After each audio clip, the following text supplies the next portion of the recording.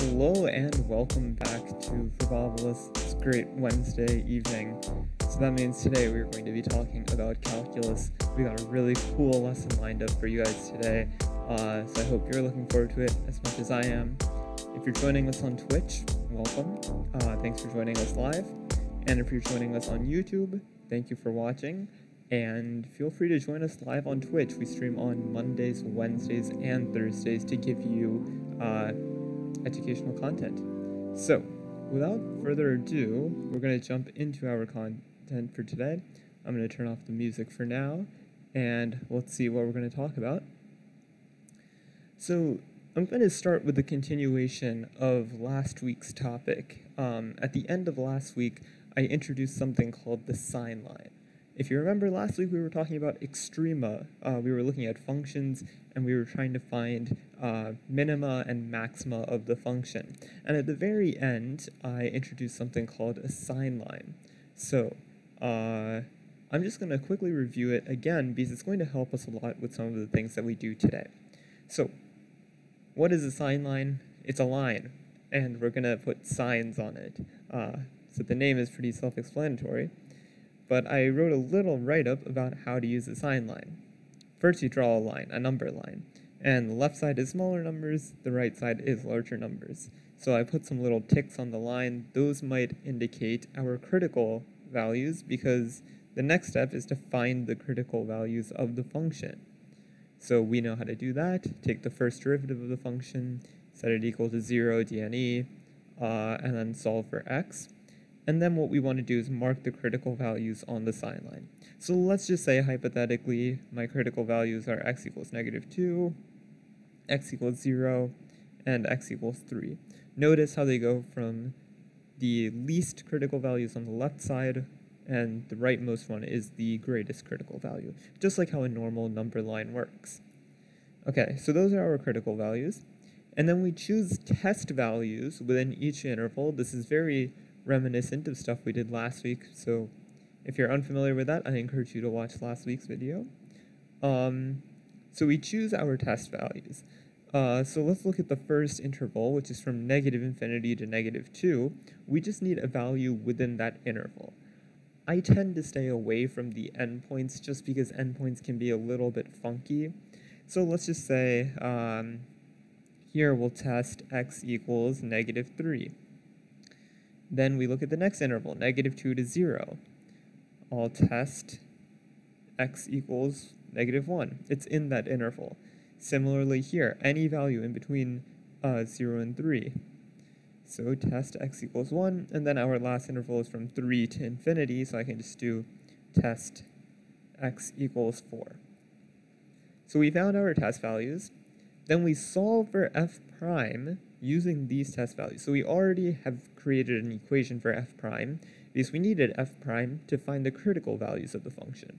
So what we do is we take our test values and just plug them back into f prime of x.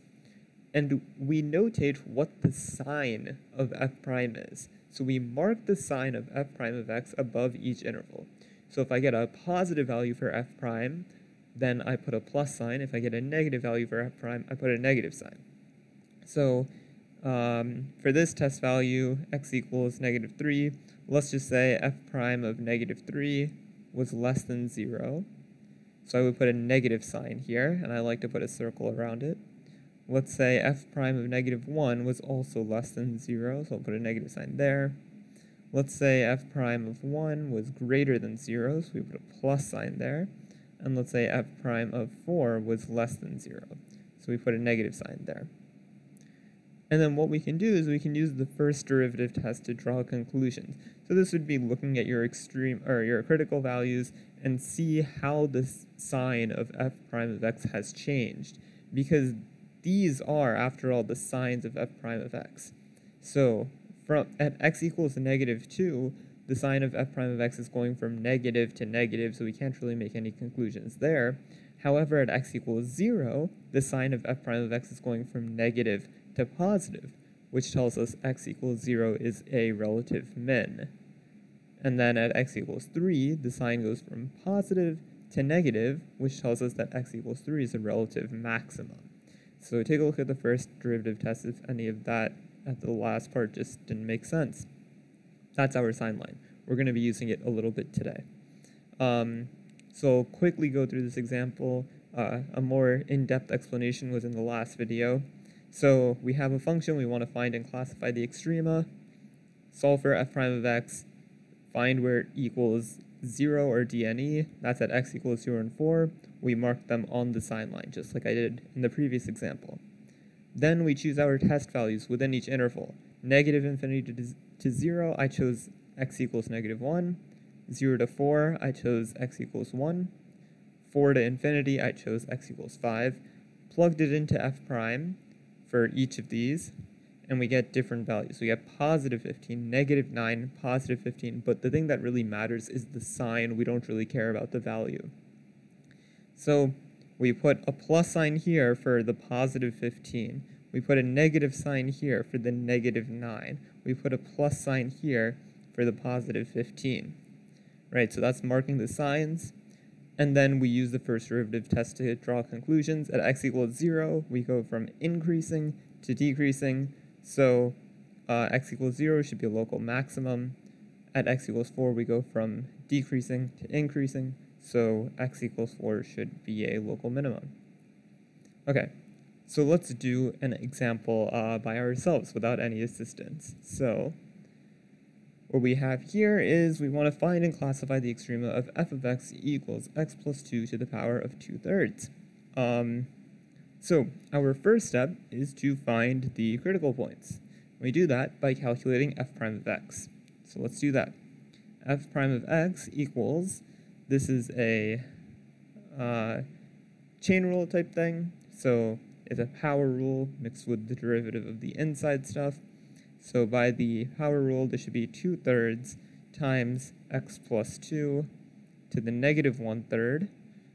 You decrease the power by 1, and then we have to multiply by the derivative of the inside stuff. So the derivative of x plus 2 is simply 1. So our first derivative is just 2/3 x plus 2 to the -1/3. And we want to find where this equals 0 or dne. I don't really like negative exponents, so I'm just going to make it a fraction. 2 over 3, right? That's the 2/3. And then the -1/3 goes into the denominator, so this becomes x plus 2 to the positive 1/3. So f prime of x equals 0. Well, if we have a fraction, it equals 0 when the numerator is 0. So in this case, f prime of x will never equal 0 because the numerator is always 2. What about f prime of x equals dne? F prime of x equals dne, that occurs when the denominator is 0. We can't divide by 0. So 3 times this quantity has to be 0, which means that this x plus 2 to the 1/3 has to be 0. So this occurs when x plus 2 to the 1/3 equals 0. And if we're not familiar with fractional exponents, or maybe we're uncomfortable, we can rewrite it. So the 1/3 power is the cube root of x plus 2. And we want that to be equal to 0. Well, we can cube both sides, so the cube root of x plus 2, this quantity cubed is equal to 0 cubed, which tells us x plus 2 equals 0. So f prime of x equals dne when x equals -2. And that's our only critical point. So only one critical point. And that occurs when x equals -2. So let's use the sine line. We have that at our disposal. And, okay. So there's a line, actually, I might just move it downwards a little bit just so we have some room. And it is a number line, so we'll just put some arrows there to signify that it goes to infinity. And we have only one point, so we'll just mark it here, x equals -2.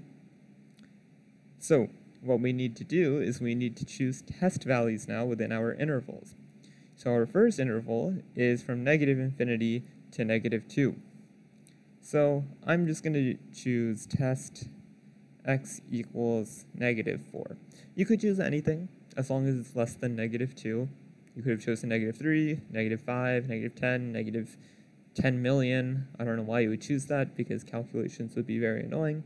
I just chose x equals 4. And then the other interval is negative 2 to infinity.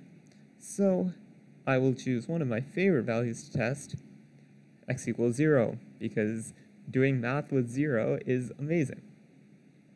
So the next step after we have found our test values is we plug them into f prime of x. And remember, f prime of x is this equation here. So let me just rewrite f prime of x here so I can write a little bit larger. 2/3 x plus 2. Actually, I'll write it in terms of a fraction. X plus 2 to the 1/3, 2. Okay, and remember, we don't really care too much about like what the value is. What we care about is like the sign of it. So f prime of negative 4. We just plug in a 4 where we see an x. So this is 2 over 3 times negative 4 plus 2 to the 1/3. And that is equal to 2 over 3 times negative 2 to the 1/3. And I'm not feeling great about fractional exponents today, so let me just make it into a cube root. Okay. And you're like, well, I don't really know how to calculate that. I know what 2/3 is, kind of, but I don't know what the cube root of negative 2 is. But it doesn't really matter, because remember, we care about the sign of it. So 2 is positive. So the only way for this fraction to be positive is if the denominator is positive. A positive number divided by a positive number is still positive. However, f prime of negative 4 can be negative if our denominator is negative. Positive divided by negative is negative. So knowing those properties about how numbers and signs works can be really helpful. So we see a 3 here. Whoops, that is not my laser pointer. 3 is positive. And then we have this term here, which is the curious one. But 3 is positive. So if the cube root of negative 2 is positive, then the denominator will be positive. But if the cube root of negative 2 is negative, then the denominator will be negative. So basically what we're saying is whatever the sign of this term is will tell us what the sign of the entire fraction is. And, well, if you're familiar with properties of negative numbers and positive numbers and a cube root, you'll know that in order for something cubed to be a negative number, it must be a negative number. And you can try it. Take any positive number and cube it, and it'll always be positive. Take any negative number and cube it, and it'll always be negative. An easy way of thinking about this is consider the graph of x cubed. And we see that everything to the left of the y-axis is negative. So that tells us that this fraction is less than 0. So what we do is we put our negative sign there. Cool.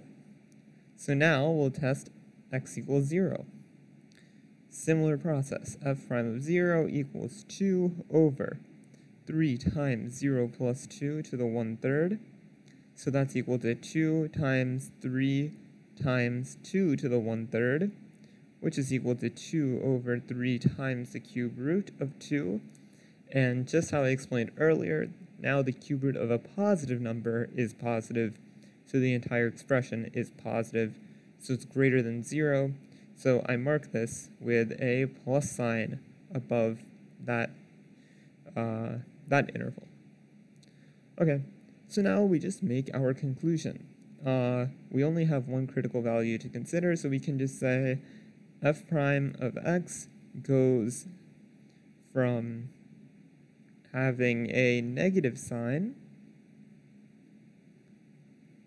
to the left of negative 2 to the left of negative 2 to having a positive sign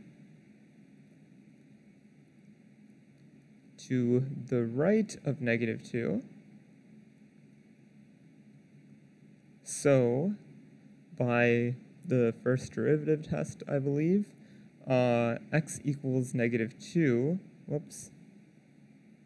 must be a local minimum.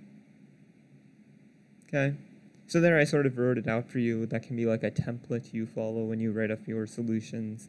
But yeah, when you're making these conclusions, it's important to mention how the sign of f prime is changing, and if that change of sign does mean anything, you should probably cite the first derivative test, and then conclude that at this point, there's a local minimum, or there's a local maximum, or we can't really figure it out. All right, so that's that. Now we're going to talk about concavity and the second derivative test. So we've done the first derivative test. Now it's time to talk about the second derivative test. But first we need to go over this term concavity, which is a very strange word, but it actually makes sense. At least to me it did. So, as always, we define f to be a differentiable function on an open interval I, and we say that a graph of f is concave upwards on I, the interval I, when f prime is increasing on the interval. And it's concave downward on I when f prime is decreasing on the interval. So this definition is very similar to when we were discussing when a function is increasing or decreasing. We said that the graph of f is increasing. Well, we sort of just looked at the first derivative, and that indicated whether or not the graph was increasing. But now we're looking at f prime. So how is f prime changing? So that's a very interesting phrase. How is f prime changing? When we think of changing, we think of rates of change, which tells us derivatives. So maybe we want to look at the derivative of f prime, which would be f prime prime, or something we call f double prime. So maybe that's what a second derivative is. But let's not jump ahead of ourselves too much yet. Let's just talk a little bit more about concavity. So we can also classify graphs being concave upward and downward by a different definition. So up here we just said how f prime is increasing, or how f prime is decreasing. We're still going to look at f prime, but now we're going to look at the tangent lines. So we say that a graph is concave upward if all of the graph within that interval lies above all of its tangent lines. So we can see that here. We have a bunch of these tangent lines, but on this interval, the graph is always above the tangent lines. So we call it concave upward. And we can see that f prime is increasing, especially from like here. F prime is getting higher and higher. Actually, even here, it's going from a negative value to a slightly lesser negative value to 0 to a positive value. So f prime is always increasing here. And the word concave upward kind of makes sense. So concave, you might be familiar with the term convex as well. Those kind of go hand in hand. But the way I like to think about concave is literally like a cave. You walk into a cave, and it's like you walk inwards. It's caved inwards. You're going into something. It's not like bulging out at you. So this shape here is concave, and the concavity is pointing upwards. So if you were to if I was just walking, right, that's me, and I could walk this way, and I could be walking into a cave, right? That would make sense. But it would make, that's not my eraser. It would make a lot less sense for me to be over here and then walking this way and be like, oh yeah, I just walked into a cave. No, I didn't. I walked into literally a wall that was bulging outwards. So The concavity is where it bends inwards, and we say upwards because the inwardsness is pointing upwards. Similarly, it's concave downwards if all of the tangent line, or rather if the graph lies below all of the tangent lines. So we see that here, these are the tangent lines, and we look at the first derivative. Here it's like a little bit positive, here it's 0, here it's a little bit negative, a little more negative, a lot more negative, so f prime is getting smaller and smaller, more negative. And we say it's concave downward because now the cave is pointing downwards. So yeah, if you choose to think about like me entering the cave, for the direction of concavity, you should think about how I would exit the cave. So here I would leave the cave by going this way, so it's concave downwards. Okay, so that is what concavity is. Sort of think about how bendy the curve is. How does the curve bend? That's concavity. So how do we test for concavity? Again, just some definitions. F is function, second derivative exists on an open interval I, and we are indeed talking about the second derivative, f prime prime, or in short, f double prime, which isn't much shorter than f prime prime, but it's just easier to say.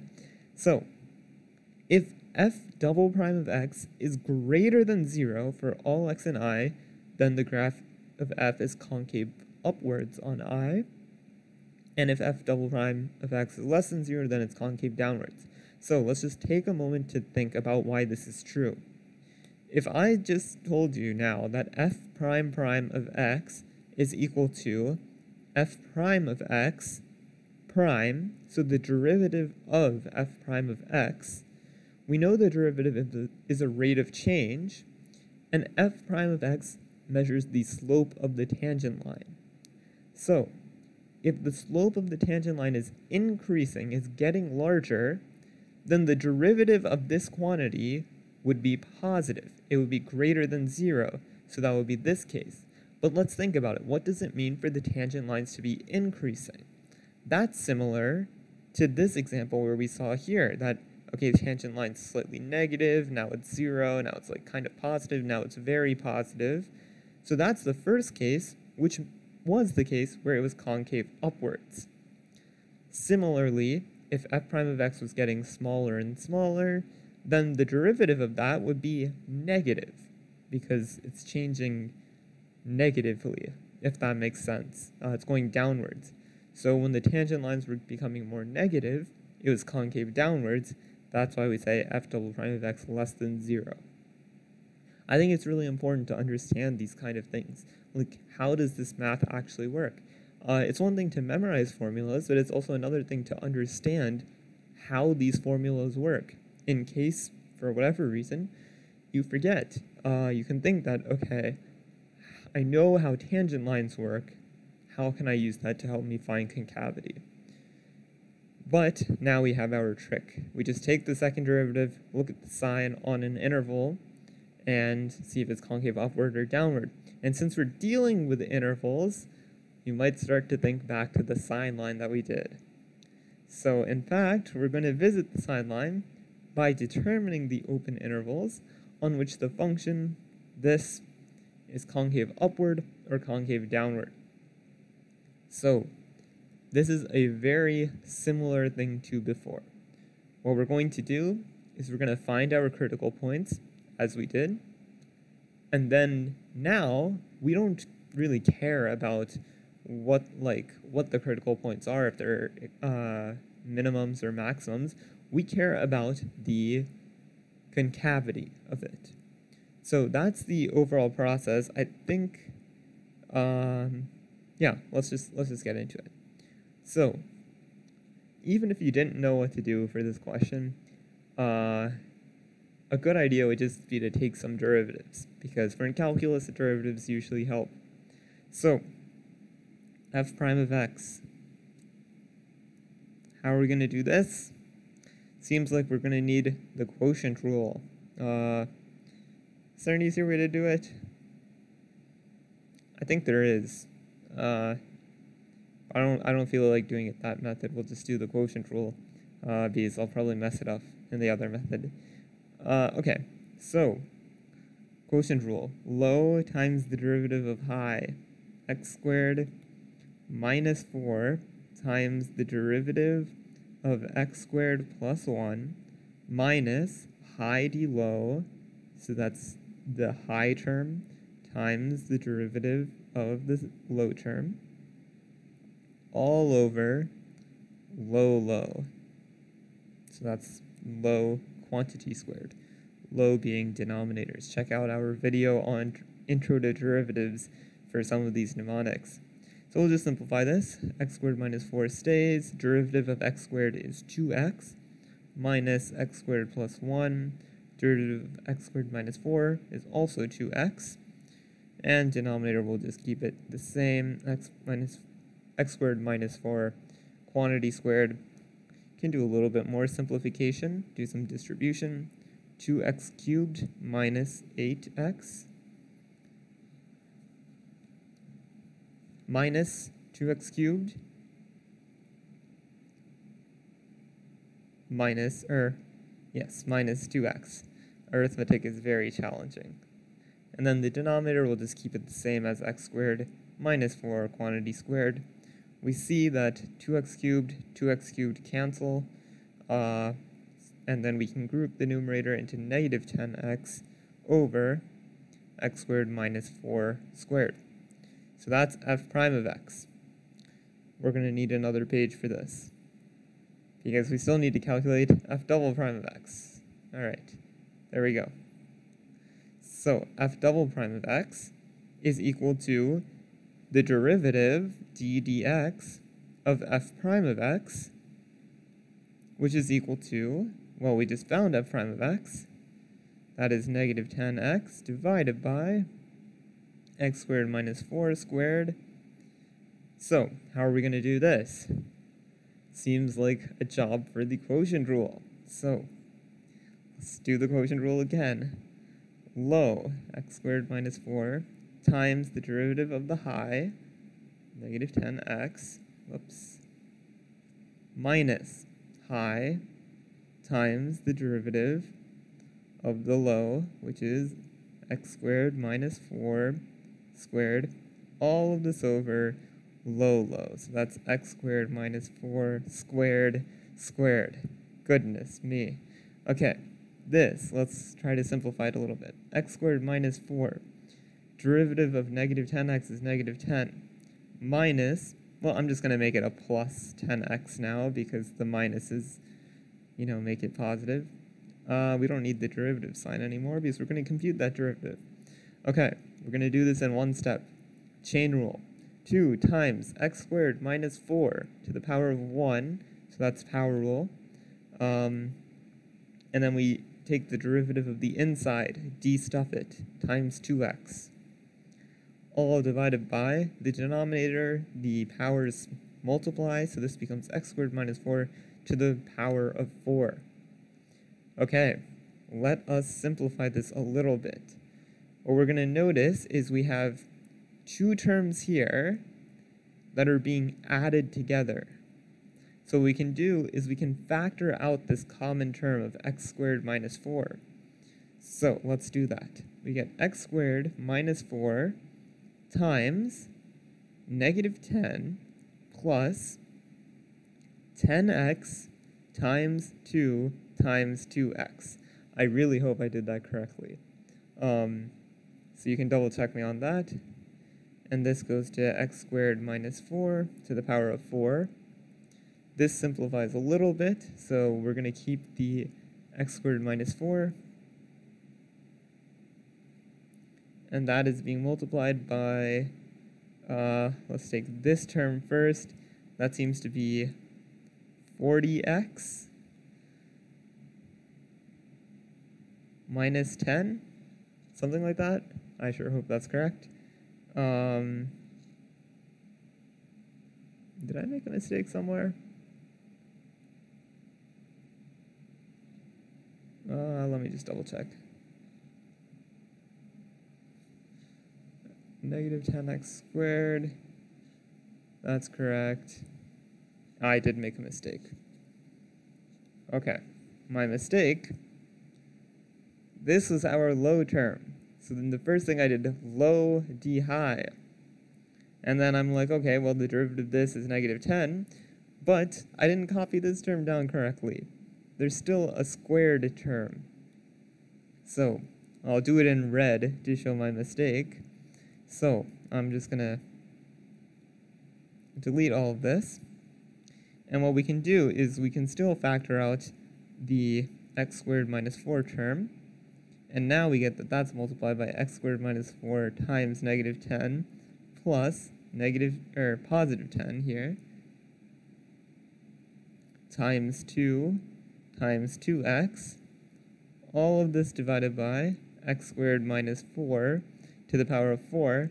And if you trust me enough, I'll give you the simplification. If you don't trust me, that's okay. I don't blame you.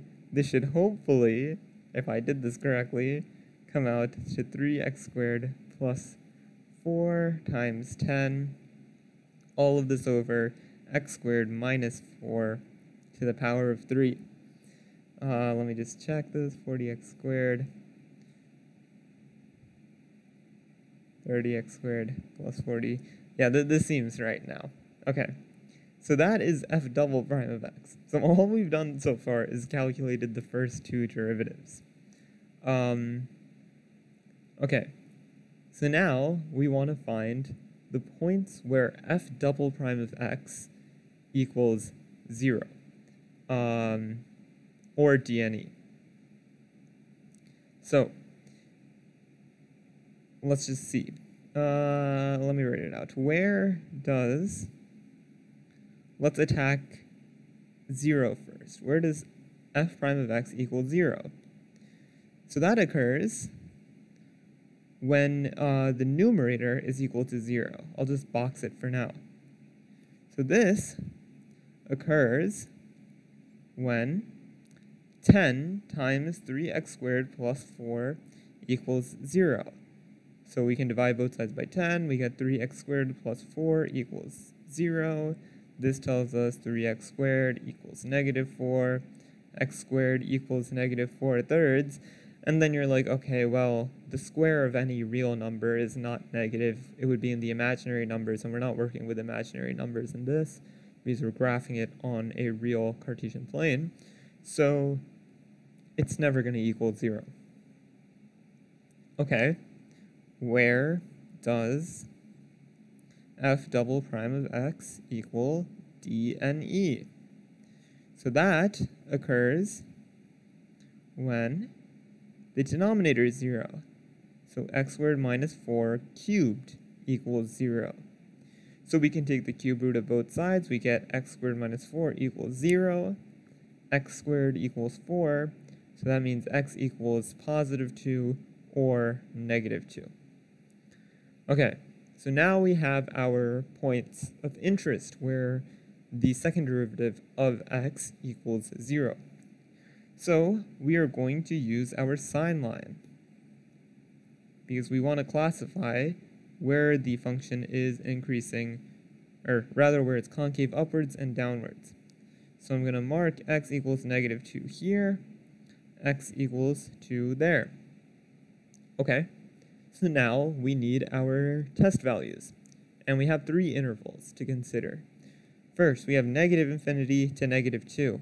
I like to keep my test values small, so we'll test x equals negative 3.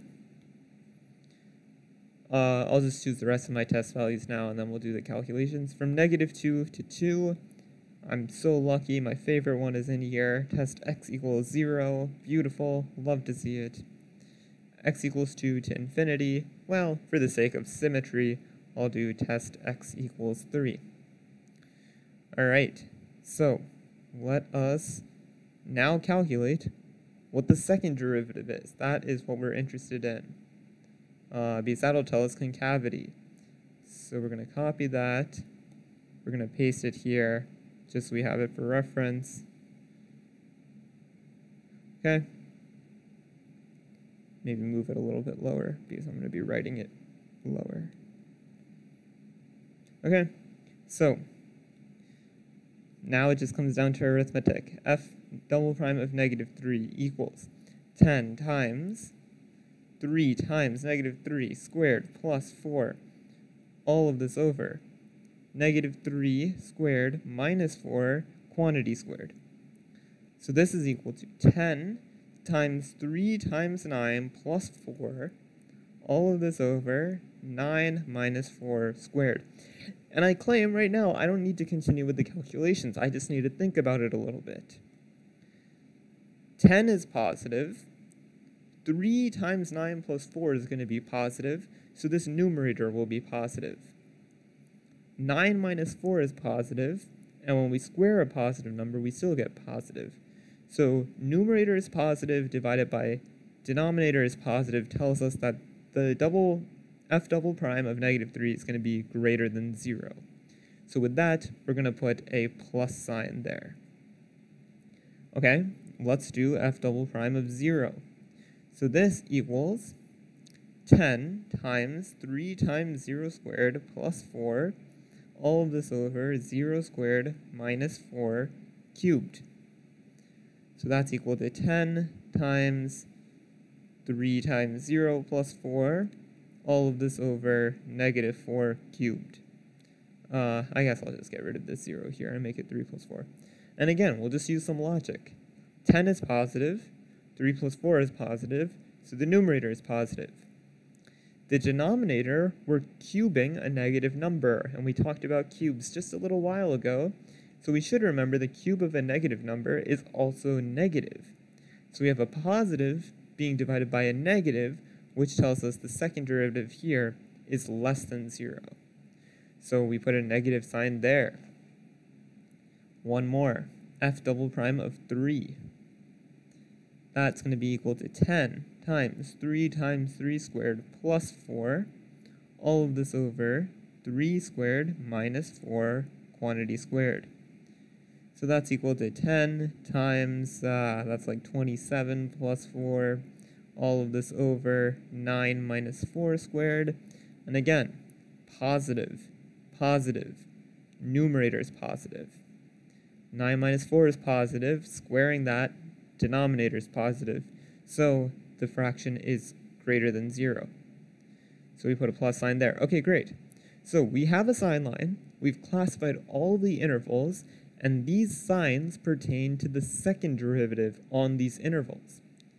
So now we can just finish up classifying the intervals, and we'll write it out in words. So for the interval negative infinity to negative 2, f of x is concave. Well, which direction is it concave?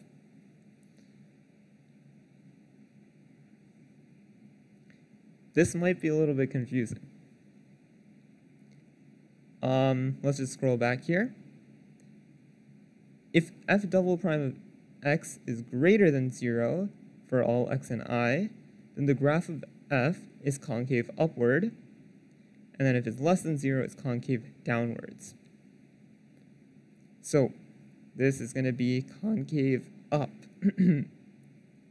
And then we're going to do the same thing for the other intervals. For the interval negative 2 to 2, f of x is concave down. And then for the last interval, it gets annoying to write it all out, but it's critical that we do it just so that way the reader of your solution knows what's going on. Up. All right, and that concludes our solution. So yeah, we had a really long derivative to calculate, but we used the sign line, which is important. So yeah, that's that question. And we'll just move right along. I'm quickly going to take a sip of water before we continue. So yeah.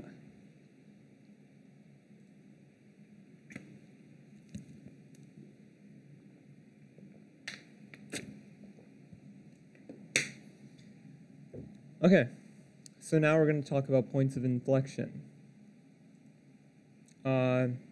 So this is another vocabulary term that we have to be familiar with it with, but it's pretty easy. So, as usual, f is a function, continuous, open interval. C is just a point on the interval. And now we're taking a look at the tangent line of f. Then we call that point a point of inflection of f when the concavity of f changes from upwards to downwards or downwards to upwards at that point. So let's take a look at the example here. At this point here, to the left of it, the graph is concave upward. It's pointing upwards, the cave. To the right of it, it's concave downwards. So the concavity switches at this point, so that's called a point of inflection. Here, that part of the graph is concave downward. Here, it's concave upward. This is the point where it changes, that's called the point of inflection. Here, we have this, which is concave upwards. It might look a little weird at first, but if we imagine this graph continuing, perhaps like this, then you can start to see that, okay, it's like concave upward, that makes sense. This is concave downwards, it's like pointing downwards. So this is a point of inflection. That's where the concavity changes. And these occur when the second derivative of x equals 0 or does not exist. This is why in the previous example, we found f double prime of x, and I asked where does it equal 0 and dne. These are the points where the concavity changes, so elsewhere, other points of the interval, they're not going to change. This is a point of inflection, but everything to the left of it is not, so the second derivative never changes. It always has the same sign. The second derivative does change at points. We're talking about the sign here. So that's why we made these the points. Those are our points on the sign line for second derivatives. Okay, so we can find them by setting the second derivative equal to 0 or dne. Okay, let's find the points of inflection of this function. So, what do we want?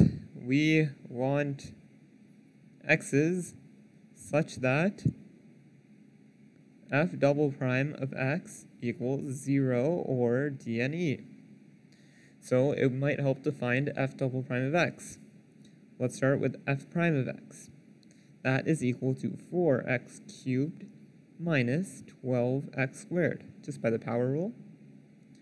So that means f double prime of x is the derivative of f prime of x. So this is equal to 12x squared minus 24x. Again, by like power rule and stuff. So we can figure out where this equals 0 and dne. But first, let's just factor, because they share a common factor of 12x. So that's this expression here. Should be pretty clear that f double prime of x will never equal dne. It will always exist, just because this function always exists. But we can figure out where it equals 0. So f prime of x equals 0 when 12x times x minus 2 equals 0. Divide both sides by 12, we get x times x minus 2 equals 0. So at least one of these terms must be equal to 0. So this occurs when x equals 0 or x equals 2. That's it. That's literally the solution. We just need to figure out where the second derivative of x equals 0 or dne, and we did it. So, nice and easy question there. Okay, so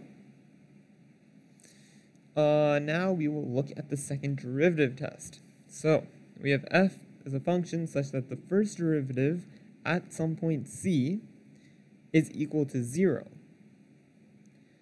And the second derivative of f exists on an open interval containing c. Okay, so if on that interval, which contains c, the second derivative is positive, then f has a relative minimum at the point c. Because c is the point where the first derivative of x or the first derivative of the function equals 0. So what does that tell us about c? By definition, c is a critical point. That's probably why we use the letter c there to determine it. So c is a critical point, which probably means it's going to be a minimum or a maximum. It might not be, but like only point c can be minima or maxima. So we're just looking at those. And then we're saying, okay, consider the interval that contains c. Let's take a look at the second derivative, which tells us concavity. And that happens to tell us what type of extrema c is. If it's greater than 0, then c is a relative minimum. If it's less than 0, it's a relative maximum. If it's equal to 0, then the test fails. So that means we could have any of the three, maximum, minimum, or neither. So in those cases, we'll have to use the first derivative test. But this actually helps us a ton. Now we just have to calculate another derivative and just look at its sign. But let's take a look why. So at c here, we can see that the slope of the tangent line is 0, which means it's a critical point. Now we take a look at some interval that contains c, where the second derivative doesn't change. And we see that the second derivative is positive, which means that it's concave upward. Right? So, since it's concave upward, c is a minimum, right? It's a bending upwards. So it's going to have a lowest point. So c is our minimum. Let's take a look at the other example. Here, at the peak here, the slope of the tangent line is 0, which means there's a critical point there, which is at c. Now the second derivative is less than 0. We're concave downwards, we're pointing downwards. When we're concave downwards, we're building a hill. That's one way of thinking about it. And when we're concave upwards, we're building a valley. So when you have a hill, you have a peak, which means c is going to be your maximum there. So just by looking at the sign of f double prime at our critical point, we can classify whether it's a relative min or a relative max, which is super handy. So let's do that with an example, as we always do. So we're going to find the relative extrema of that function, and just for fun, we will use the second derivative test. So to do that, we need our critical points, right? Because the second derivative test here of looking at the sign of f double prime, that was only useful once we had our critical point c. So we need to find critical points. Need to find critical points. And this occurs where f prime of x equals 0 or dne does not exist. Okay, let's find f prime of x. F prime of x equals negative 15x to the 4 plus 15x cubed. Let's just do a little bit of factorization. Let's factor out a 15x squared, something like that. Oh, sorry, I actually did my derivative wrong. This is x squared. And that'll be 1 minus x squared in the interior there. Okay, this is always going to exist. It's never going to be dne. For dne, we usually look for a fraction and the denominator being 0. So where does f prime of x equal 0? Well, let's just set this equal to 0. Let me just change colors. So this tells us that we want x squared times 1 minus x squared to be equal to 0. So either we want x squared to be equal to 0, or that term to be equal to 0, or both. So we'll switch to this color. I've really been liking this pink color lately. So either x squared equals 0, or 1 minus x squared equals 0. With the left side, this is basically only occurs when x equals 0. Here we say that 1 equals x squared, which tells us that x equals negative 1 or x equals 1. So we have 3 critical points.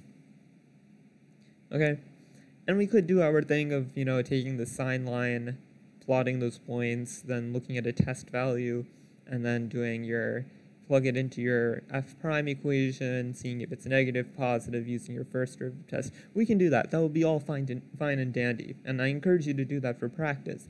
But since we just learned about the second derivative, let's use the second derivative test to classify these points. So, first, let's find the second derivative of x. So, f double prime of x equals the derivative of f prime of x. I don't know about you, but comparing this to this, I would much rather take the derivative of that, because that just seems like a power rule. This seems like some sort of nasty product rule. So, that's what I'll do. This becomes negative 60x cubed plus 30x. So that's a nice and easy derivative. And since I know we're going to be plugging in things to f double prime of x, I'm just going to factor it a little bit just to save myself later. 30x times 1 minus 2x squared. That's a little bit nicer to work with. So, we can do a couple of things. We can do a sign line, or we can do a table. Let's just do a table since we haven't done it in a little while, just to show that the method still works here. So first we will look at the point, and I'll clarify it in just a moment. Then we'll look at f prime of x at that point, and I'll just write the equation here so we have it. And then lastly, we look at the classification.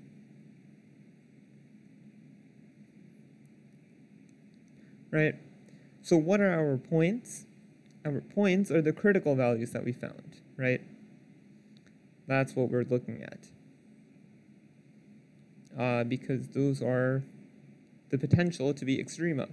So we're going to put -1 here, we're going to put 0 here, we're going to put 1 here. Notice how we're just given a function, we're not given an interval. If we were dealing with an interval, we would have to put our endpoints in our table. So let us calculate f double prime of -1. 30 times -1 times 1 minus 2 times -1 squared. That is equal to -30 times 1 minus 2, which is equal to 30. That's greater than 0. I'd just like to put the comparison to 0 because that's going to help with our classification. Next, f double prime of 0. 30 times 0 times 1 minus 2 times 0 squared. I notice that I'm multiplying 3 different things. One of them is 0, so the product's going to be equal to 0. And lastly, f prime of 1, 30 times 1 times 1 minus 2 times 1 squared. That's equal to 30 times 1 minus 2. That's equal to -30. So that's going to be less than 0. So now we just do our second derivative test. We've compared it to 0. So we can just make our classifications. Since here 30 is greater than 0, at our critical point, we have a relative minimum. This is because the second derivative is greater than 0. So that comes back to here. It's greater than 0. It's concave upwards. This is our critical point. It's a valley, so it is a minimum. Here, at 0, it's equal to 0. So we say that it's inconclusive here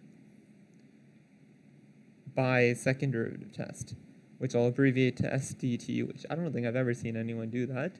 So maybe don't do that. And here we have -30 is less than 0, so this must be a relative maximum. So now if you wanted to, you could consider this point, do a sign line, take the first derivative at that point on the left-hand side and the right-hand side and see if it is a relative min or a maximum. I'm not going to do that for the sake of time. But yeah, that could help you further classify x equals 0. So I encourage you to do that in your time to perfect your skills. Okay, so that is our first problem using the second derivative test. So let's do more practice. determine the open intervals on which the graph is concave upward or concave downwards. Okay, so this is similar to the previous problem. Sorry, not the previous one. The one prior to that, where we were looking at intervals. So with intervals, seems like we'll probably use a sine line. So just getting in the mindset for that. So when we did the sine line for that, we needed the places where the second derivative was equal to 0 or dne. So we need the points of inflection. We need those. That's basically what we look for. And that occurs where d squared y dx squared, the second derivative, equals 0 or dne. We use this notation now since the function is in terms of y instead of f of x. Okay, so in order to get that, let's just take the derivatives. So dy dx, that's equal to 2 minus derivative of tangent of x. Hopefully you remember your trig derivatives. I always forget them. But this is equal to secant squared of x. So that's the first derivative. Now we do the second derivative. So d squared y dx squared. The derivative of 2 is simply 0. Now we need the derivative of this. So we can do like a power rule, chain rule type thing. So we do negative 2 times secant of x to the power of 1, right? So that's like a power rule. Then we have to take the derivative of the inside stuff. So the derivative of secant x is secant x tangent of x. So that is our second derivative. I'm not a really big fan of secants, so I do like to simplify this. Normally, if you were just asked to find the second derivative of y, you can leave your answer like this. But since I know I'm going to be using my second derivative to classify values, I'd like to not make mistakes later on with calculating secants, so I'm going to do some simplification now. So this is equal to negative 1 over 2 times 1 over cosine of x times 1 over cosine of x, just by the derivative of what a secant is, times sine x over cosine x. I'm a lot more comfortable with sines and cosines, as I'm sure many of you are. So we can just express it like this. Okay, so this is also helpful because we need to find the points of inflection, which is where d squared y dx squared is equal to 0 or dne. And it's much easier to figure out where it's equal to 0 and dne for this equation than it is for when we had secants and tangents. So d squared y dx squared equals 0 when? Well, that occurs when the numerator is equal to 0. So that happens when negative 2 sine of x equals 0, or by dividing by negative 2, where sine of x equals 0. Now, sine of x equals 0 at a lot of points. But we're only looking at this interval, negative pi over 2 to pi over 2. So, while sine of 6 pi equals 0, we don't really care about that because it's not in our interval. So, this tells us x equals 0 is a point of inflection. d squared y dx squared equals dne when the denominator is 0. So when cosine cubed of x equals 0. So we can just take the cube root of both sides and we get where cosine of x equals 0. And here, again, we only care about points within our interval. And even though it's an open interval here, we will still say that x equals a negative pi over 2 and pi over 2 are our points of inflection. So this actually works out well because it is good to test your endpoints in these types of problems. And we're going to use the sine line. So we'll see again why we wanted to keep these in. So let's draw a sine line. I might need another page. That's not how you do it. How do you add a page? There you go. Okay. So, yeah, let's just do it down below here. And I'll make the sine line a little thicker. All right, so this is our line. We have 3 points of inflection, negative pi over 2, and 0. So if we put them numerically, x equals negative pi over 2 comes first, x equals 0 comes next, x equals pi over 2 is last. And now we consider the bounds that were given in our problem. We only cared about the open interval from negative pi over 2 to pi over 2, so we're only looking within here. So we would have included these points anyways because they were part of our bound, so it's fine that we included them when considering the points of inflection. Okay, so now we only have 2 intervals to consider, from negative pi over 2 to 0, and from 0 to pi over 2. So how do we do this? Choose a test value. So here, what do we want to test? Well, we know we're going to plug it into the second derivative. Let me just rewrite the second derivative so it's nearby.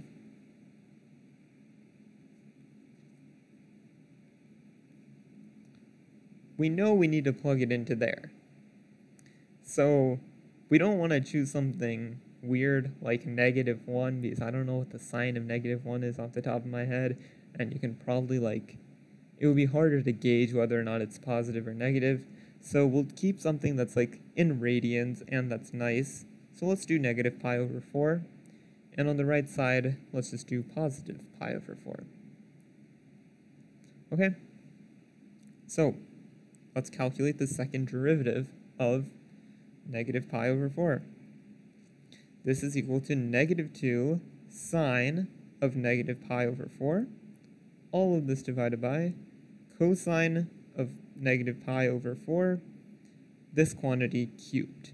I'll just move the cube to the outside so it's a little bit cleaner to work with. Alright, well, hopefully we remember some trig. It's been a little while. -2 sine of negative pi over 4, I believe should be negative square root of 2 over 2. So this is negative square root of 2 over 2. When it comes to fractions that involve trig functions, I encourage you to do the multiplication, or the multiplication may not be necessary, but at least simplifying the sine and cosine terms to normal numbers is highly encouraged. And then cosine of negative pi over 4, that should be positive square root of 2 over 2. That quantity is cubed. Okay? I mean, we can make some conclusions already. This is a negative number. That's a negative number. They're being multiplied together. So the numerator is positive. That's positive, and it's being cubed. So it's going to be greater than 0. And if you want to try simplifying it yourself, this should be equal to positive 4. And that's greater than 0. So we put a plus sign there. Beautiful. Now on the right side, we test f double prime of pi over 4. That's equal to -2 sine of pi over 4. All of this over cosine of pi over 4 cubed. -2 sine of pi over 4. Now it's positive square root of 2 over 2. Denominator cosine of pi over 4 is also square root of 2 over 2 cubed. Do some analysis. Negative being multiplied by a positive is a negative numerator. Positive number being cubed is making a positive number in the denominator. So this is going to be less than 0. Again, if you wanted to test it out for yourself, it's equal to -4. Put a negative sign there. Okay, so we have our 2 intervals. We figured out the sign of f double prime on those intervals. Now we can make some conclusions. So we'll say from, or actually not from,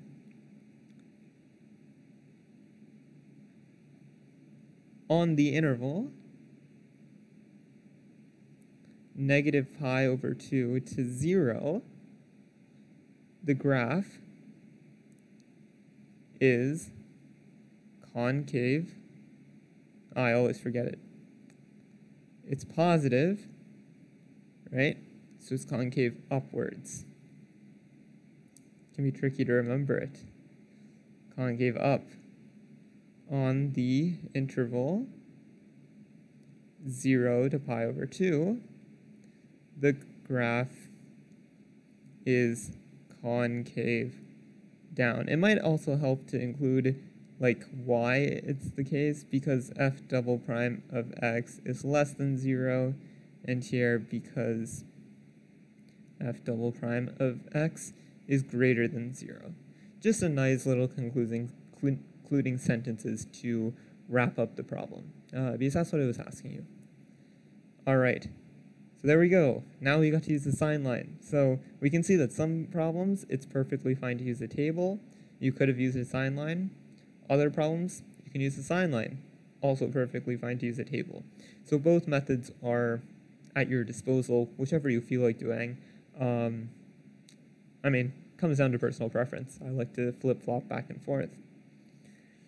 So speaking of flip-flop, let's try the table method for this one. We're going to be classifying the relative extrema using the second derivative test. So that seems similar to this question here, where we use the second derivative test. So we'll do that again. So now we have a function, a trig function, and we have an interval given to us. So we want to find the critical points, because that's where the extrema are. So let me just write this. Critical points. Extrema, that should be telling us right away. Okay, so we need f prime of x. Derivative of 2 sine x is 2 cosine of x. Derivative of cosine of 2x. That might be a tricky one, but it's a chain rule. So we do the derivative of cosine is negative sine. So it's negative sine of 2x. And then we take the derivative of the inside, which is 2. So this, just a little simplification, negative cosine x minus 2 sine 2x. Okay, so now we need to find where it's equal to 0 or does not exist. We know that like it's never not going to exist, because 2 cosine of x always exists, especially on our interval. Same thing with sine of x. So we're looking at where this equals 0. So let's just set it equal to 0. I'll do it in a different color. So this is when 2 cosine of x equals 2 sine 2x. We see that the 2's cancel, right? Something like that. And then, hopefully we remember something special about sine 2x. That can be expanded into 2 sine x cosine x. And that's equal to cosine x. So then we can divide by cosine of x, and we get 1 equals 2 sine x. Or rather, x equals sine, nope, that's not what I wanted. Let's just say sine of x equals 1/2. Okay, so when does this occur? This occurs when x equals pi over 6 or 5 pi over 6. All right? And you might be like, okay, that's good, and we can move on. You have to be super duper careful here. There's actually a couple more critical points that we kind of neglected. And this comes from the step from here to here. You know, I was a bit naive. I'm like, I see a cosine x, I see a cosine x. Let me just divide by cosine of x on both sides. But when we divide by cosine of x on both sides, we need to make sure that it's not equal to 0. Because dividing by 0, you can't just do that. So, in order to find the other critical points, we need to find where cosine of x equals 0, so that way, you know, we see that, like, okay, there's also critical points here. This is where the function also equals 0 or dne, because we divided by that. We assumed that cosine of x was not equal to 0. So, also, cosine of x equals 0 implies that x equals pi over 2, and 3 pi over 2. Okay, so now we have 1, 2, 3, 4 critical points. Beautiful. So what we're going to do is now we're going to use second derivative test. So we'll do a table, we'll do the point, we'll do f double prime of x, and I'll just rewrite it here. So this is negative 2 sine of x minus 4 cosine of 2x. You can double check for yourself. This is the first derivative of x, so you can try it out for yourself to make sure that my second derivative is correct, but we will roll with that. And then lastly, we'll do our classification. All right. So we will start by doing our critical points. So there's a bunch of them. We have pi over 6, we have pi over 2, we have 5 pi over 6, and we have 3 pi over 2. I suppose we can also throw 0 and 2 pi in here, but I probably won't go through those because this is a lot of calculations. So f double prime of pi over 6 equals negative 2 sine of pi over 6 minus 4 cosine of pi over 3. 2 times pi over 6 is pi over 3. I'm not going to make you watch me struggle through this. So this is equal to negative 3, which is less than 0. F double prime of pi over 2. Again, I'll write this one out. Minus 4 cosine of pi. This is equal to 2, which is greater than 0. F double prime of 5 pi over 6. I won't write that expression out. That's just equal to negative 3, less than 0. And then here we have f double prime of 3 pi over 2 equal to 6, greater than 0. These you can try for yourself.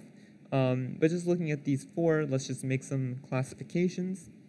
This is a relative maximum because it is second derivative is less than 0, which means it is concave downwards. So it made a hill, so we have a relative max there. Since this is less than 0 and that's less than 0, we can also classify this point to be a relative max. The other two greater than 0, so those are relative mins.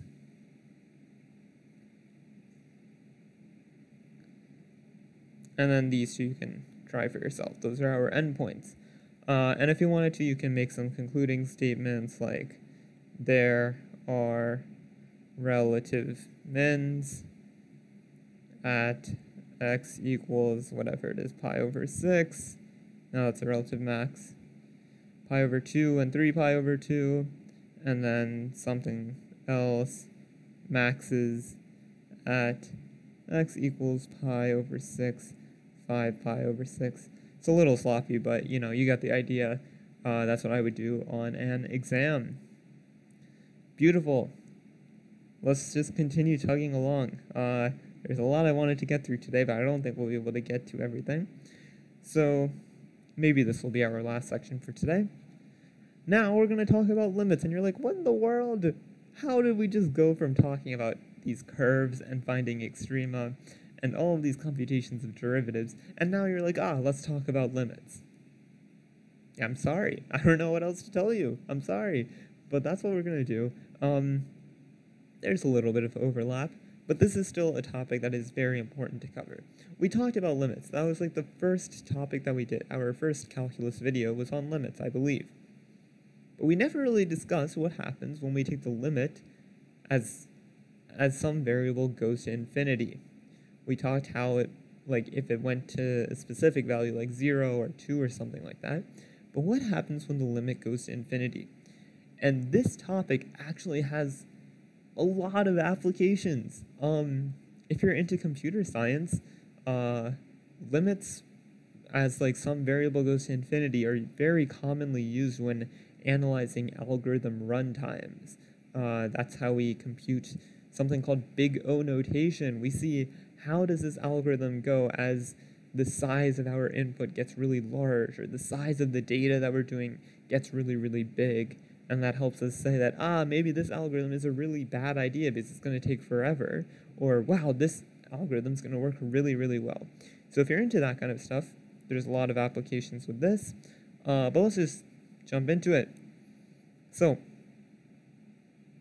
first step is to detect the limits at infinity graphically. So, if we were to just think about this, if I were to just say, what's the limit as x approaches infinity of f of x? Well, you would want like some point here at infinity, and then be like, okay, I don't really know where it is, but like I want to see how it's approached from the left and right side, something like that. That's how we normally think about limits. But we have a graph here that's only defined up to like x equals 4, but we can see that it's like approaching this horizontal tangent line, and it's just sort of like flattening out. It's not growing much. So we can hypothesize that the limit as x gets extremely, very, very large, it's going to stay very close to this horizontal line, and that occurs at the value 3. And that's actually the case here. Let's just test out x equals 100.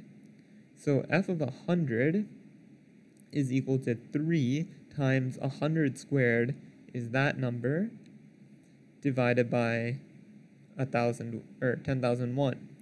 So this is 30,000 divided by 1,001. And we know 30,000 divided by 1,000 is 3.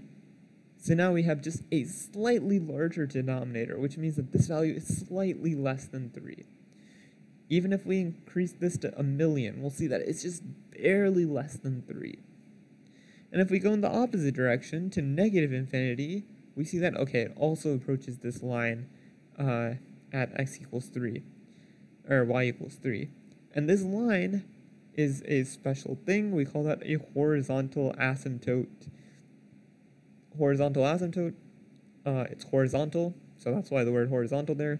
Asymptote is because the function will basically never touch it.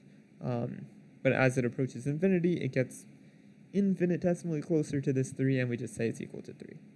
So that's just by looking at a graph, we can kind of figure out what's going on at infinity. But of course, we can't just say, look at a graph, we have to define it.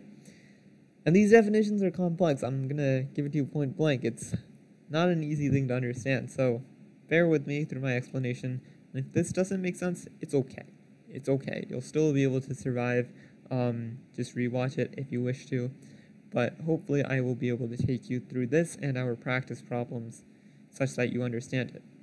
Okay, L is a real number, any real number, pi to 4076. The statement, the limit as x approaches infinity of f of x, where f of x is just some number, is equal to 0. So this limit is equated at 0. Think back to our previous example where we just said that the limit of as x approaches infinity of f of x equals 3. So in this case, L is 3. Means for each epsilon greater than 0, there exists an m greater than 0, such that the absolute value of the difference of f of x minus L is less than epsilon whenever x is greater than m. What in the world does that mean? Okay. Epsilon is a variable that is commonly used to represent a small amount. So even though we said epsilon is greater than 0, we don't usually let epsilon be like 2 million. We usually let it be like 0.0001, like something really small but still greater than 0. M is just any number greater than 0. And we're saying, if you take any x that is greater than this m, anything beyond that point, and we compute f of x, and we subtract from it our value for L, so we just say that this limit is equal to L, then what we're saying is that this difference, the absolute value of this difference, is going to be less than epsilon, where epsilon is already a very, very tiny number. So this difference is going to be very, very, very small, infinitesimally small. So that's why we say that this limit is basically equal to L. Okay, so that's what's going on there. This definition here is very similar, except now we're approaching negative infinity, but everything else is basically the same. Epsilon greater than 0. Now we have an n less than 0, because instead of considering all values greater than some m, we're now considering all values less than some n, because we have to go backwards to negative infinity. And we do the same thing. Take the absolute value of the difference. It's infinitesimally small whenever we get lower than n, which is n is negative. Okay, so let's take a look at this picture. Hopefully things will clear up. So this squiggly thingy here is our function. And we're saying, okay, this is our point m, which is greater than 0. And we're taking a look at the limit as x approaches infinity of this function, and we're just saying that it's equal to L. So what is going on here? This is L, and we just drew a line to indicate where L is as we go along the x-axis. And this is our point M. What we're saying is any point after M on x, such that x is greater than M, if we take the function evaluated at that point, let me do it with my pen. This is just some random x greater than M. We take the function evaluated at that point. We have this line here, which is where L is. The difference between the function evaluated at that point and L, so it's going to be this tiny distance here, is going to be less than epsilon. And epsilon we define to be the distance from here to here, or there to there. Okay, so that's saying, and we can apply this logic further. You know, I'm going to continue these lines for epsilon. So that like goes on for that. This goes like this. And now if we continue drawing our function, it has to stay within these bounds of epsilon for our definition to stay. We can't have something like this at the end where it goes outside of epsilon, because then our definition isn't true. There is some point here where the difference between this and the value of L is greater than epsilon. However, it may still be true that the function, the limit as the function approaches, or as x approaches infinity of the function is still equal to L, because maybe here things start to, you know, simmer down a little bit. And then we just say, okay, well, let's consider this point to be M, and then any x greater than it. Okay, hopefully that makes a little bit of sense. It's way more complicated than, no, wait. This is making it sound much more complicated than it actually is. I promise you it's not this hard. All right, let's look at some facts and theorems. Let me get some water first.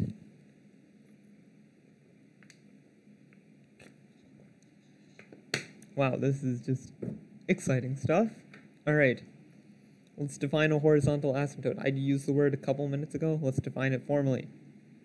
Y equals L is a horizontal asymptote of the graph f when the limit as x approaches negative infinity of the function is equal to L. Or as x approaches infinity, it's also equal to L. So, in this case, L is a horizontal asymptote. A lot of times when we think about asymptotes, we think about, oh, it's never going to touch the asymptote. In this case, it does touch the asymptote. In fact, it goes through it many times. The asymptote, you can think about where things will start to level out. You can see like these hills and valleys will slowly get smaller and smaller, and eventually it'll just reach L. So that's our horizontal asymptote. Then we have a couple of properties of limits. C is just a real number, 2, 3, pi, whatever you want. R is a positive rational number. The most important part here is rational. So if we have the limit as x approaches infinity of some real number divided by our variable raised to some positive power, that is equal to 0. And we'll see this in an example in just a moment. Also, if this is defined when x is less than 0, then the same fraction, but as x approaches negative infinity, that equals 0. Okay, so let's just take a look at a visualization of the previous fact. So our function is f of x equals 3 divided by x squared. So in this case, c equals 3 and r equals 2. If we just scroll back a little bit here, we can see that c equals 3, r equals 2 would make the function 3 over x squared. So in this case, r is a positive rational number, and c is a real number. So they're saying the limit as x approaches infinity of that is equal to 0. So we'll see that if that's true in a moment. And we see that this is also defined when x is less than 0.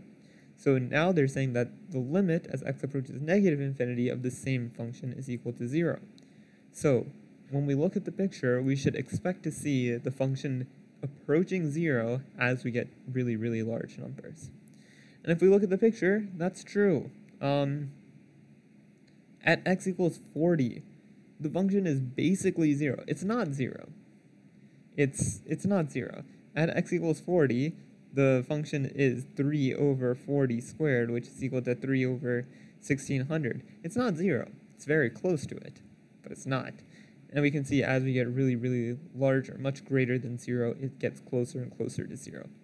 But it's never going to be 0, because we need the numerator to be 0 for the function to be 0, and it's not. It's 3. So it'll never be 0. But we have a horizontal asymptote there.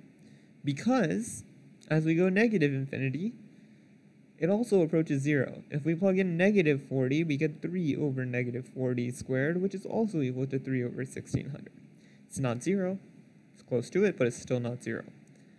So the graph checks out. The theorem checks out. We're in good shape. Let's find this limit. The limit as x approaches infinity of 2x plus 5 over 3x squared plus 1. And you're like, wow, this man just threw me into the pool head first. How am I supposed to solve this? I mean, I don't really expect you to be able to solve it right away, but that's okay. I'm going to show you how we can think about solving this. So, one technique we can do is we like to divide by variables. You're like, no, we don't. I hate dividing. I hate dividing as well. But when we're doing limits, we like dividing by variables, because we just saw if we have something of the form c divided by x to some power, the limit as x approaches infinity is going to be equal to 0 if p is greater than 0. So we want to somehow have like some terms where x squared is in the denominator. So what we can do, this is a very interesting technique, is we can multiply by a form of 1 such that we get a lot of things in our denominators. And when I say denominators, I don't just mean that. You'll see what I mean in just a moment. So we're going to multiply by a form of 1 as a fraction, so we need the same numerator and denominator. And we're going to take a look at our highest degree term, which in this case is x squared. So I'm going to multiply by 1 over x squared divided by 1 over x squared. You're like, that's a weird thing to multiply with. Let's just see what happens when we do this. This is equal to the limit as x approaches infinity of, we just distribute this into here, so we get 2x over x squared plus 5 over x squared divided by, distribute this into here, this is 3x squared over x squared plus 1 over x squared. And we can do a little bit of simplification. This is equal to the limit as x approaches infinity of 2 over x plus 5 over x squared. All of this divided by 3 over x, nope, just 3, plus 1 over x squared. And you're like, well, this looks a lot worse than what we started with. Why in the world did we just do this? And, well, just think about the properties of limits. What we can do is we can just put the limit on the numerator and the denominator. This is just by the properties of limits. Something like this.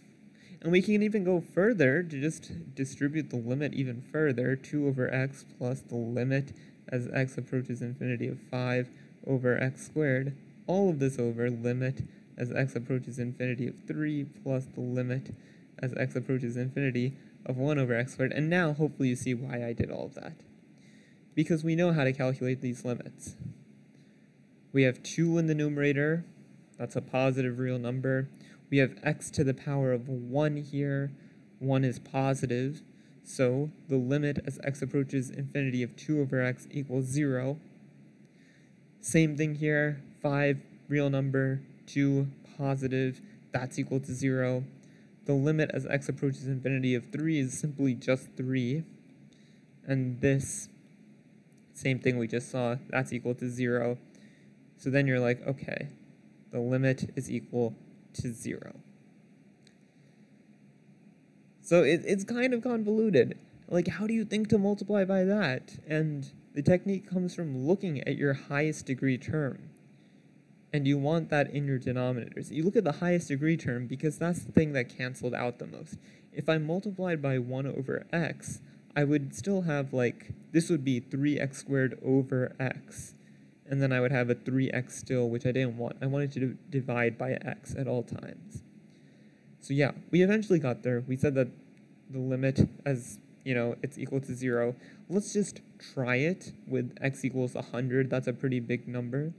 So let's plug it in. 2 times 100 plus 5 over 3 times 100 squared plus 1. So this is equal to 205 over 30001. Something like that. This 5 and this 1 don't really matter. So it's approximately equal to something like this, which is equal to 2 over 300. It's 1 over 150, and that's less than 0.01, right? So that's a very good indicator that as we get larger and larger, it'll approach 0. There happens to be easier ways to calculate this limit. And these are some of our rules for finding limits at infinity. So this only works at infinity, not as like x approaches 2. That's not going to work. So these tricks are quite helpful, though they can be easy to forget. So try to ingrain them in your memory. So if we have a rational function, so this is of the form like ax plus b over cx plus d. I'll just raise these to some power. To the k1, to the k2. I mean, this could also be raised to some power. Something like that, right? We're dividing two polynomial things. This is saying if the highest degree of the numerator is less than the highest degree of the denominator, then the limit is 0. Let's just take a look back. The highest degree here is 1, x to the power of 1. In the denominator, it's 2, x squared. 1 is less than 2, so they're saying the limit should be 0. And it was. So that's pretty cool. If the highest degree of the numerator is equal to the highest degree of the denominator, then the limit is the ratio of the leading coefficients of those terms. That might seem a little confusing right now. We're going to see an example in just a moment. But when they're equal, you take the ratio of the leading coefficients of those terms. Finally, if the highest degree of the numerator is greater than the highest degree of the denominator, then the limit does not exist. Let's take a look at it graphically. We have this function, 3x squared plus 1 over x plus 5. The degree in the numerator, highest degree is 2. Highest degree in the denominator is 1. So 2 is greater than 1. By our third rule that we just looked at, they're saying that the limit does not exist. Here I wrote the degree of the numerator is greater than the degree of the denominator, so the limit does not exist. This is our graph. Look at these axes, 100, 200. And we can see that as we get larger and larger in x, we get larger and larger in y. So it's going to probably approach like infinity or something like that. So we say it does not exist. In the negative direction, similar. Okay. Now we have this one. 3x squared plus 1 over x squared plus 5. So we added the squared term here. Now the degrees match, x squared, x squared. So we take the ratio of the leading coefficients of those terms. So the terms that we care about are the ones with the x squared. These we don't care about now. And we take the ratio of those terms. So we do 3 divided by 1. So hopefully the limit should equal 3. The degree of the numerator is equal to the degree of the denominator, so the limit is the ratio of the coefficients. 3 over 1 equals 3, that's what we just said. Let's take a look at the graph. Are we correct? Hey, that seems pretty good. This is equal to, this is the line x equals 3, and we can see that it's approaching it as we get larger and larger, closer to infinity.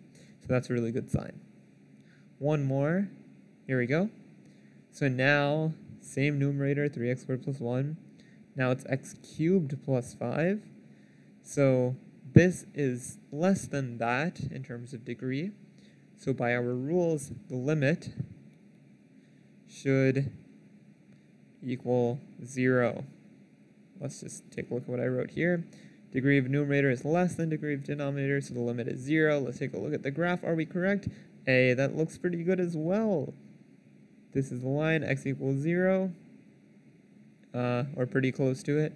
And we can see as we get larger and larger, we grow closer and closer to the x-axis, which is the line, 0. So our rules work, which is good. It would be a shame if they didn't. So let's find a limit. This one's tricky. This one's really tricky. And in fact, I don't expect you to get this. And because you actually need to know a theorem, which we will cover in just a moment. But it's very tricky to find this limit. As x approaches infinity of sine x over x, like normally you just want to plug in your number, right? If we have like the limit as x approaches pi of sine x over x, then you would just be like, oh, that's equal to sine of pi over pi. And sine of pi is 0, so that's just equal to 0, right? But we can't really do that, because what's the sign of infinity? I don't know. But what we do know is we know for sine of x, at most, it's equal to 1, and at its minimum, it's equal to -1. So it's somewhere in between there, in between -1 and 1.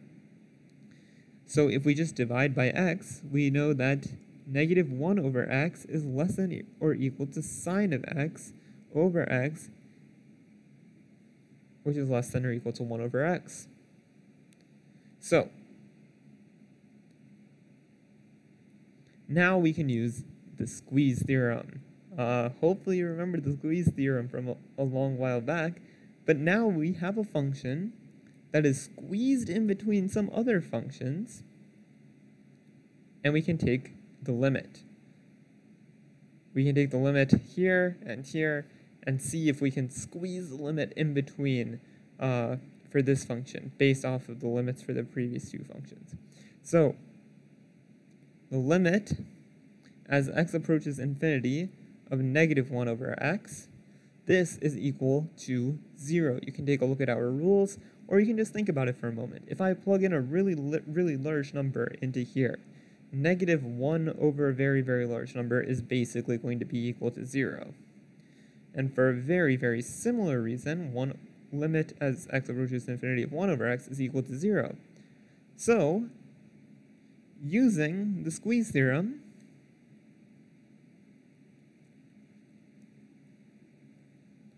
this must mean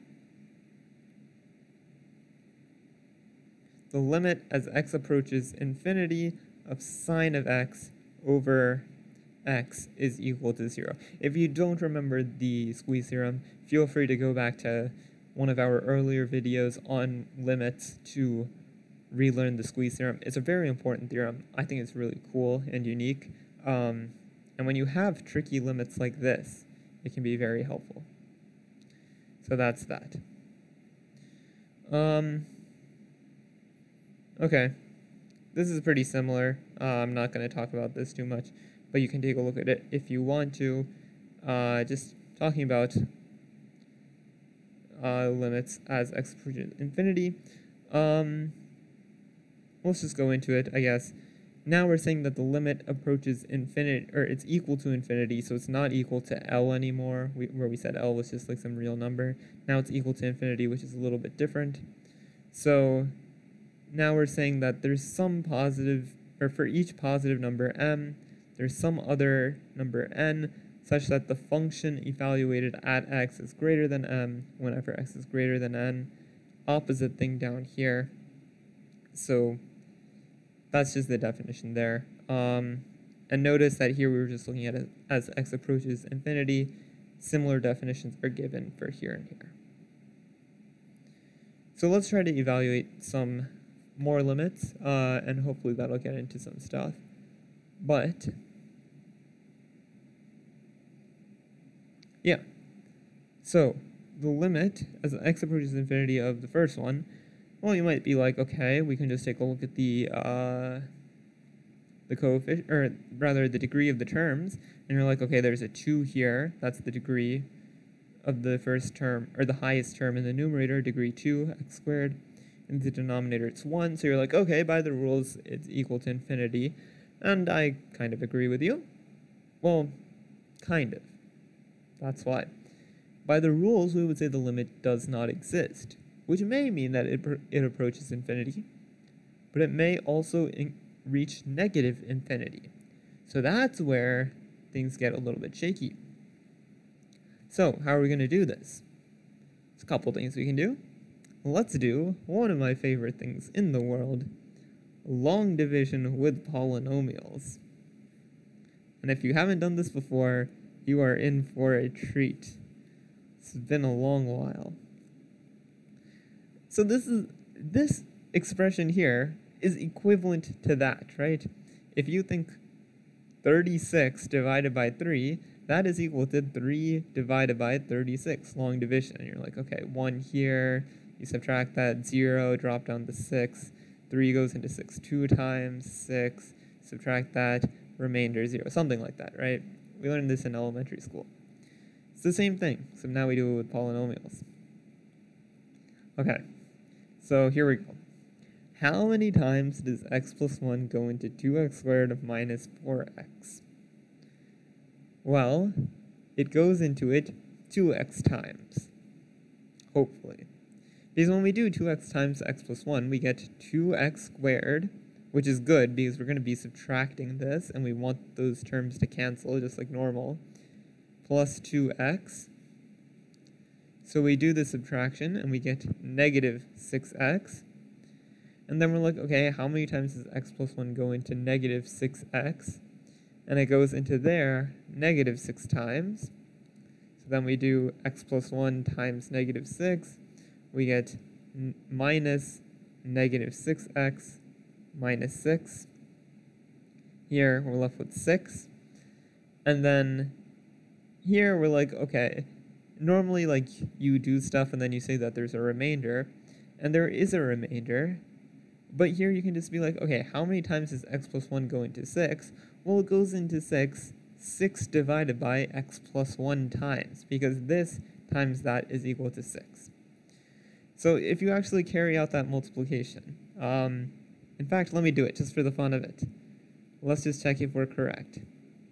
2x minus 6 plus 6 over x plus 1. This should be equal to that. Well, yeah, it should be equal to that. How's that going to work? Well, let's just see what happens. I haven't actually thought this through. 6x over x plus 1 plus 2x minus 6 plus 6 over x plus 1. This gives us 2x squared minus 4x minus 6 plus 6x plus 6 over x plus 1. And then we want to multiply this divided by x plus 1. This should be multiplied by x plus 1. So everything over x plus 1, we're still going to be adding 6x plus 6. This, we do this multiplication now. We get 2x cubed minus 4x squared minus 6x plus 2x squared minus 4x minus 6. That cancels with that. that cancels with that. And then this is 2x cubed minus 2x squared minus 4x, all of this over x plus 1. Did I make a mistake somewhere? Seems like I did.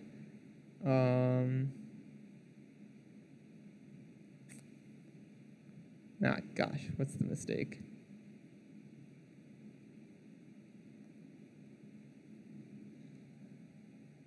I'm not sure what the mistake is. Well, that's not good. Let's just think about it for a second. I don't want to waste too much time here. Minus 6x, this is minus 6 minus 6. Maybe I just multiplied this incorrectly. 2x squared minus 6x plus 6x divided by that plus 2x minus 6 plus that. These group together. 2x squared minus 4x minus 6 minus 4x squared minus 6x. I'm not really sure where I messed up, but let's just roll with it. Suppose I was correct. I can't seem to figure out what I did wrong. This is going to be bothersome for a little while. Unless I'm just totally missing something. Okay, let me think about it for a minute now. 2x squared minus 4x minus 6.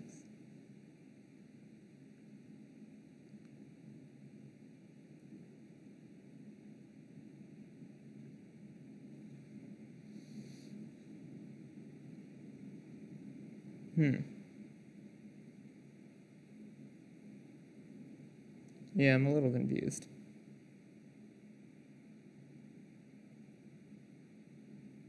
Well, okay. I don't know what I did wrong, so we're just going to continue with this.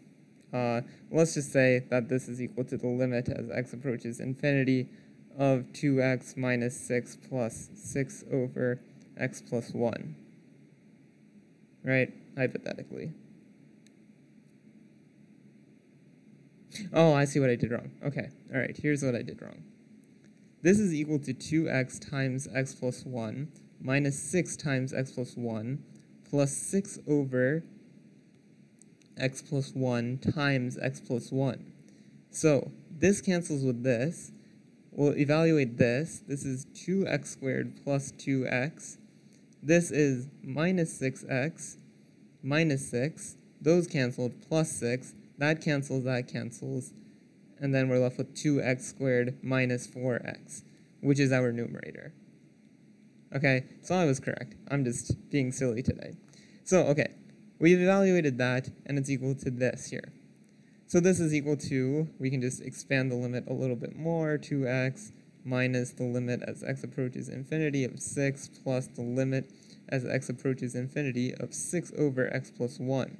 This goes to negative 6.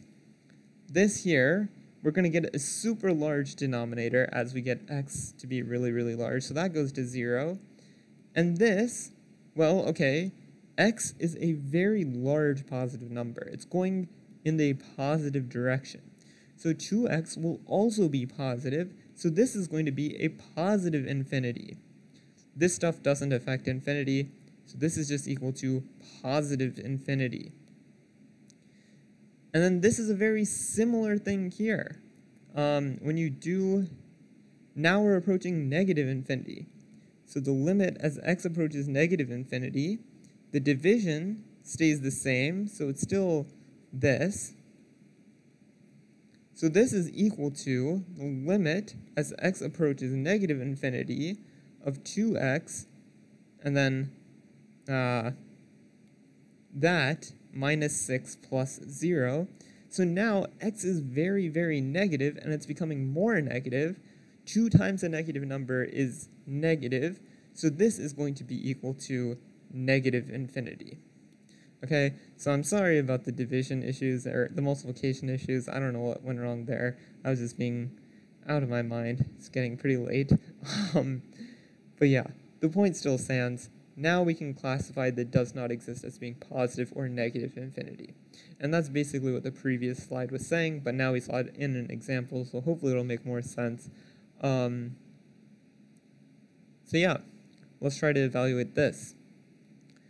Okay, first thing you should be thinking is that, is there a trick I can use? Well, let's try it. Highest degree term here is x cubed.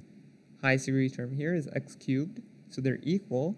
So we take the ratio of their leading coefficients. So this is saying this is equal to the limit of 5 over 10. That's just equal to a half. That happens to be the correct answer. Just like that, we're done. So these tricks can be super powerful. Here we go. Let's try to use a trick again. Highest degree term here is degree 0. X to the power of 0 is 1. So it's like degree 0. Here it's degree 1. 2x has degree 1. Sine x, I don't really know how to classify that, but it doesn't matter, because I already found a term with a higher degree. So degree of numerator is less than the degree of the denominator. Therefore, the limit as x approaches infinity of 1 over 2x plus sine x equals 0. Just like that. Done. So these questions are actually super nice because we can just use these tricks. Okay. We'll save this question for next time because this ties into our next section. So that's going to conclude today's lesson. Very long lesson today, I'm sorry, but it was filled with information. We did so much stuff today. Second derivative test, we implemented the sine line, we went back to using charts. What else did we learn? We started talking about limits at infinity. Like, why did I start talking about that? Completely random, but still very, very useful. Yeah, those were the main topics that we covered. And I spent so much time on them because they are super duper important. These things are very critical for you to understand, and they're helpful with classifying points on functions. And like I talked about for a couple minutes in my tangent, some of these topics do have a lot of importance in other fields, like computer science. So it's handy to know this information. So yeah, that concludes today's episode. We'll see. I'll definitely be back on Wednesday for more calculus content. I might do a extra stream on Saturday just to finish up a couple more topics in this unit because I did get a little bit behind. That's okay. So I'll figure that out. But yeah, hopefully this content was educational for you guys today.